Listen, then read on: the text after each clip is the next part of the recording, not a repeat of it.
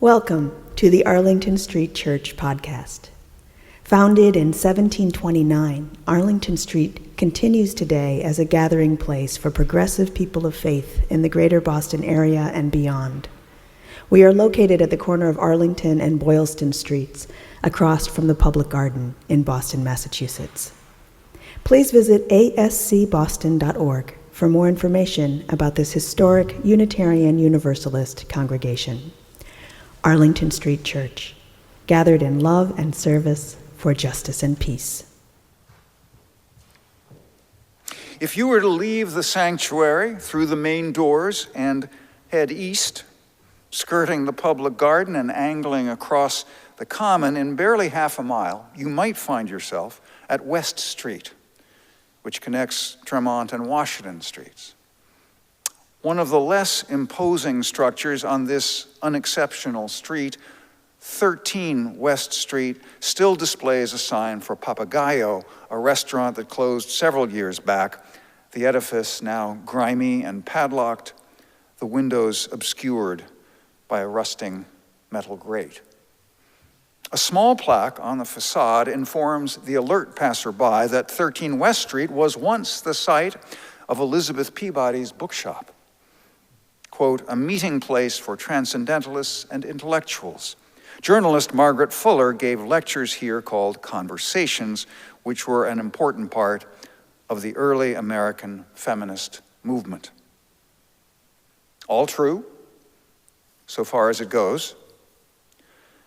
But in reciting so dispassionately the bare facts, in failing utterly to invoke the courage and consequence, the insurgency and inspiration, the resolve and revolution of what transpired there from 1839 to 1844, that plaque not only disappoints, I think it demeans the astonishing and audacious legacy of Margaret Fuller. Born in 1810, at 71 Cherry Street in Cambridge, Sarah Margaret Fuller changed who we are today. As a religious movement and as a people, we are more just, more egalitarian, more compassionate, because Margaret Fuller lived. Her father was a prominent attorney and later United States Senator. Her mother, a demure beauty, well-trained in domestic skills. Neither one ever knew quite what to make of their precocious daughter. By age 5, she was reading adult books. By age 6, reciting Virgil to her father after his evening tea. Striving to satisfy his perfectionism, she began to experience nightmares, sleepwalking, and piercing headaches, the last of which plagued her all of her life. When her parents left for Washington, 11-year-old Margaret was dispatched to Dr. Park's School for Girls in Boston, where she outshone her classmates in academics, but lagged in social graces. Her friend William Henry Channing, nephew of the Reverend William Ellery Channing, who served this church for 4 decades, William Henry Channing recalled her predicament. She was considered a prodigy of talent and accomplishment, but a sad feeling prevailed that she had been overtaxed by her father, who wished to train her like a boy, and that she was paying the penalty for undue application in nearsightedness, awkward manners, extravagant tendencies of thought, and a pedantic style of talk that made her a butt for the ridicule of frivolous companions. Margaret herself wrote starkly in her journal, I made up my mind to be bright and ugly. At age 16, she completed her formal studies. Her male contemporaries were graduating from Harvard, bound for law, medicine, politics, the ministry, and university teaching. In 1826, all of these vocations were closed to women. But Fuller had an extraordinary talent, friendship.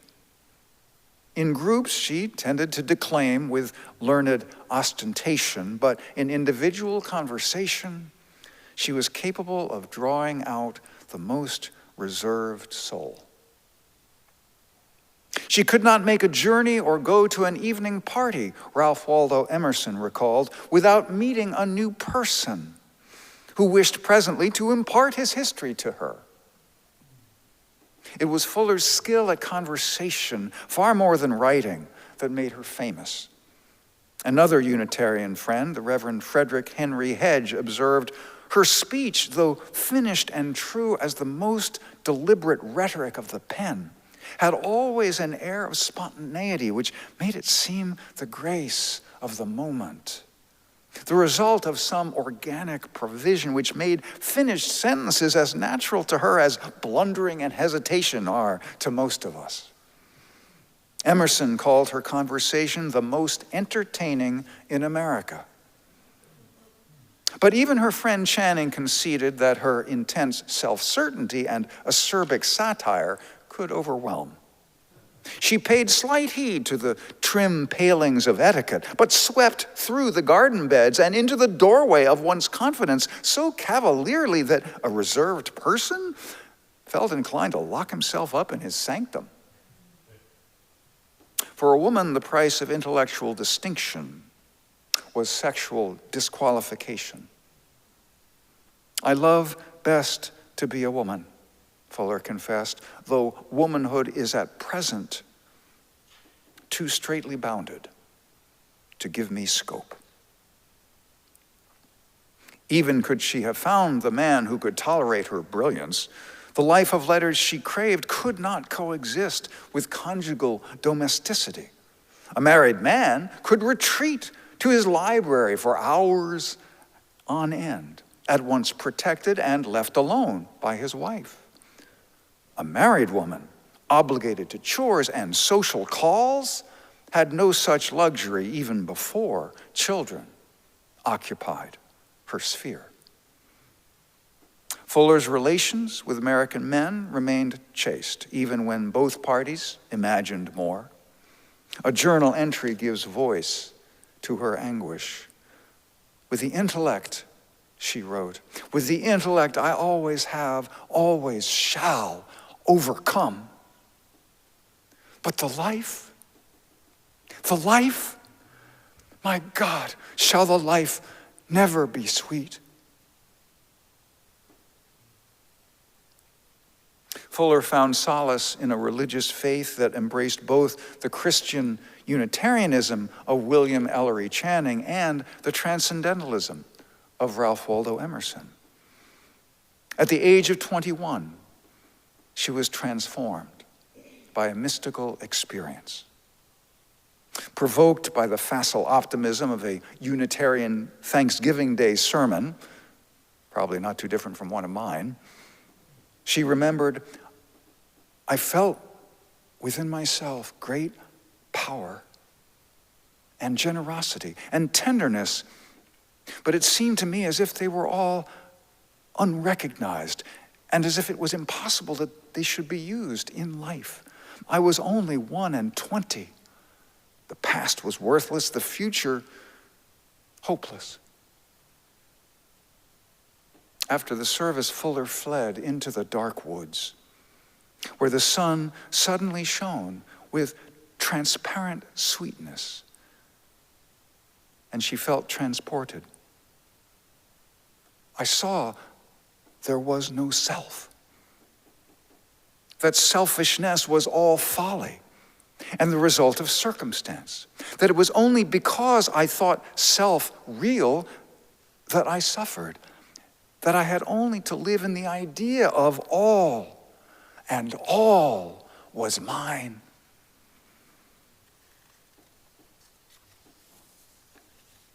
I was for that hour taken up into God.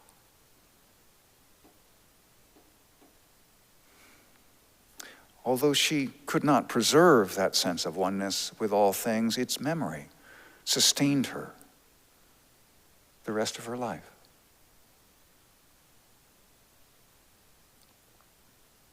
The next year, her father abruptly moved the family to the then remote town of Groton.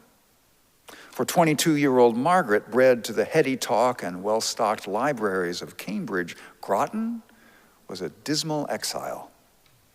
A conversationalist bereft of stimulating conversation, she chafed under the dutiful daughter's domestic chores and feared lest they become her permanent lot.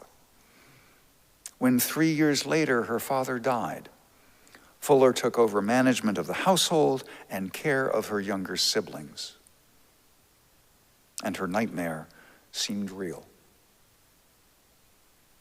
Rescue came in a burgeoning friendship with her conquered neighbor, Waldo Emerson. Emerson both admired and challenged Fuller's intellect, while she lowered the drawbridge of his famous self-reliance, calling him to deepen his affections. Margaret made Waldo laugh rather more than he liked. They kept each other on their toes. "You cannot predict her opinion," Emerson marveled. "She sympathizes so fast with all forms of life that she talks never narrowly or hostilely, nor betrays, like all the rest, under a thin garb of new words, the old droning cast iron opinions or notions of many years' standing." When Emerson, Hedge, Alcott, Parker, and others formed a discussion group they called the Transcendental Club, Fuller was among the inner circle and the first editor of its literary journal, The Dial. Fortified by this company, Fuller hit upon a way to support herself. In an age where the lecture circuit was both popular entertainment and a lucrative vocation for men, Fuller realized that women would pay to join in educational conversations in private homes. More than mere income, these conversations offered a means of elevating women's self-image. By engaging their minds, Fuller would show them their minds were worth engaging, and the equal of men's, though denied their education and their flattery. Fuller's conversations proved a raging success. For 4 years, they were faithfully attended by ladies who braved ridicule or worse from their husbands. One traveled from New York City for these conversations. And one subscriber described the experience: "As I sat there, my heart overflowed with joy at the sight of the bright circle. For I know not where to look for so much character, culture, and so much love of truth and beauty in any other circle of women and girls. The question, the high point from which it was considered, and the earnestness and simplicity of the discussion, as well as the gifts and graces of the speakers, gave it the charm of a Platonic dialogue. There was no pretension or pedantry in a word that was said." The conversations faltered only once, when Fuller made the mistake of inviting men, who dominated the discussion while the women lapsed into deferential silence. When Fuller reverted to a women-only format, the magic returned. Inspired by the conversations, Fuller in 1843 published an article demanding complete equality for women, educational, vocational, legal, and political. Defending the right of women to remain unmarried, she condemned the fault of marriage and of the present relation between the sexes, that the woman belongs to the man instead of forming a whole with him. 2 years later, Fuller expanded her article into a book, Woman in the 19th Century. She called upon every woman to form her self-image based upon her own values and to lay aside all thoughts such as she habitually cherishes of being taught and led by men. Only women who respect themselves, she argued, are capable of mature relationships. Union is possible, she wrote, only to those who are units. to be fit for relations in time. Souls, whether of man or woman, must be able to do without them in the Spirit. To Fuller, gender meant difference, not dichotomy. Male and female, she wrote, are perpetually passing into one another. Fluid hardens to solid, solid rushes to fluid. There is no wholly masculine man, no purely feminine woman. In families that I know, some little girls like to saw wood, others to use carpenter's tools. When these tastes are indulged, cheerfulness and good humor are promoted. When they are forbidden, because such things are not proper for girls, they grow sullen and mischievous. To women's vocation, Fuller saw no limit. Let them be sea captains, she declared. Applying her unstinting intellect to other inequalities, Fuller began to speak out for the rights of prisoners, indigenous people, enslaved Africans, and those mired in poverty. In 1846, Fuller sailed to Europe, not as a sea captain, but as the first female foreign correspondent in United States history. In Italy, she felt strangely at home in a way she never had in New England. While visiting St. Peter's Cathedral in Rome, she became separated from her companions and realized she was lost in the deepening shadow. Suddenly, a gentleman appeared and offered his assistance. He was Giovanni Angelo Ossoli. At 26, 11 years younger than Margaret. Within weeks, they were lovers. Within months, she gave birth to a son. Motherhood suited Margaret more than anyone might have predicted, including her. She doted on her child. But when the Italian movement for democracy boiled into revolution, Fuller volunteered to direct a military hospital. The human devastation she witnessed there and the swift collapse of the democratic forces impressed Fuller with human limitation, including her own. Fuller's marriage drew attention on both sides of the Atlantic, much of it caustic.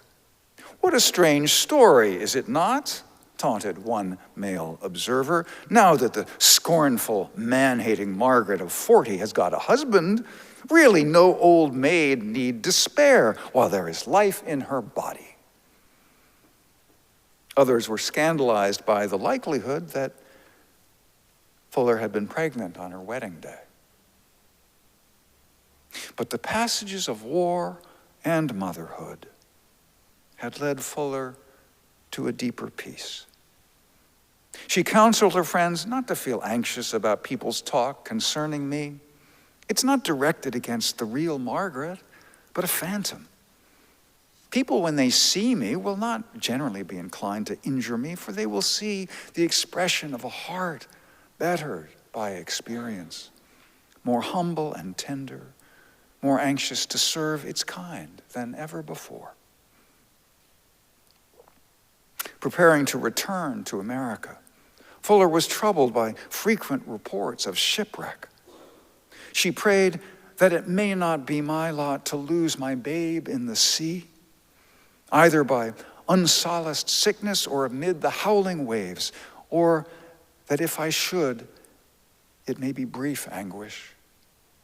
And Ossoli, he and I go together. Her last prayer was granted. On July 19, 1850, the ship Elizabeth foundered off Fire Island. As the vessel broke apart, Margaret Fuller and her husband and child drowned in the roiling sea. Just 3 months later, the first National Women's Rights Convention in Worcester drew over 1,000 participants, with more turned away at the doors. Margaret Fuller was to have been a featured speaker, and many had high hopes she would take up the mantle of leadership of the new movement. Had she done so?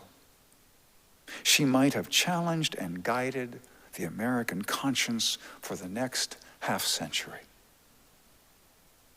Even with Fuller's life cut short at the age of 40, Elizabeth Cady Stanton called her the most influential woman in history. We will never know how much we lost to the stormy Atlantic that day. By refusing to veil her brilliance in domesticity, Margaret Fuller did not merely assert women's equality, she proved it to a doubting world. Today, as we experience the menace and dread of rising authoritarianism, bigotry, and oppression, we can find wisdom and comfort in Fuller's example.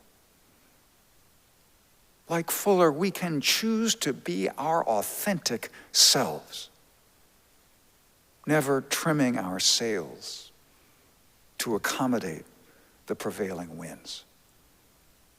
We can insist upon pointing out the connections among the injustices suffered by diverse communities in our society. We can risk our lives to oppose tyranny wherever it threatens. Most of all, we can cultivate communities of affection, joy, and resistance to sustain us through our shared struggles. Communities like Arlington Street Church. You can still read the inscription on Margaret Fuller's memorial in Mount Auburn Cemetery in Cambridge. By birth, a child of New England. By adoption, a citizen of Rome. By genius, belonging to the world. Amen. And blessed be.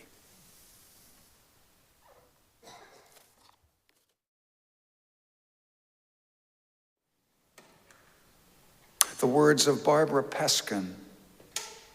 Because of those who came before, we are. In spite of their failings, we believe.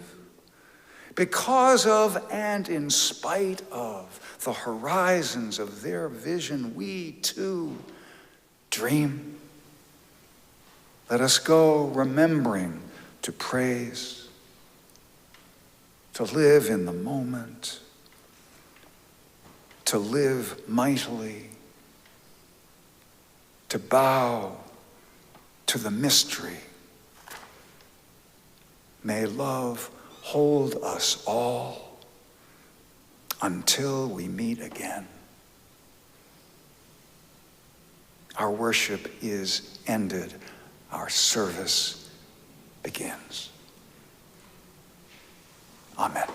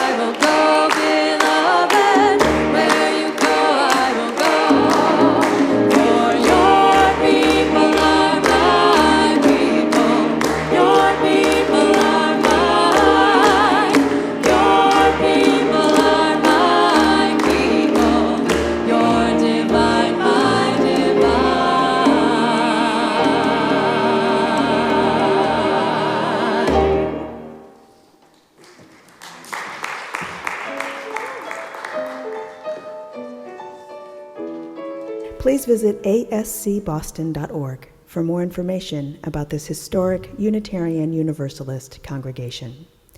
Arlington Street Church, gathered in love and service for justice and peace.